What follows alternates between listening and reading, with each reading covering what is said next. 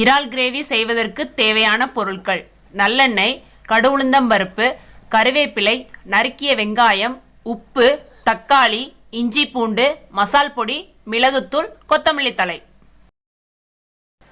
கடாயில் நல்லெண்ணெய் ஊற்றிக்கிறணும். எண்ணெய் காஞ்சதும் கடுகுளுந்தம் பருப்பு, கொஞ்சம் கருவேப்பிலை, கடுகு பொரிஞ்சதும் கருவேப்பிலை, அப்புறம் வெங்காயம், நம்ம கட் பண்ணி வச்ச வெங்காயத்தை போட்டுக்கிறணும். நல்லா வதக்கணும். நல்லா வதங்கிறதுக்கு உப்பு கொஞ்சம் சேர்த்துக்கிறணும்.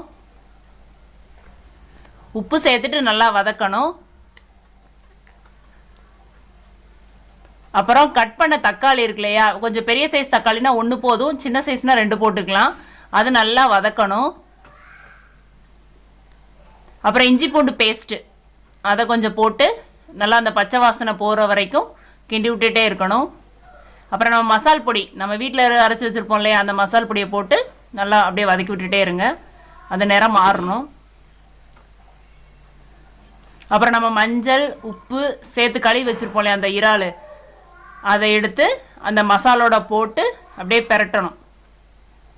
நல்லா கிளறணுங்க.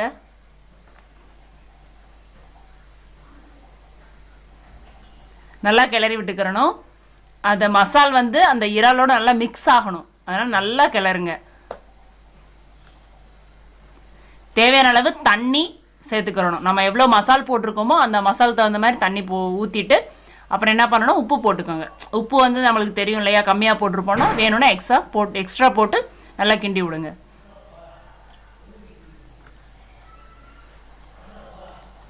கொதித்து இறக்குறப்போ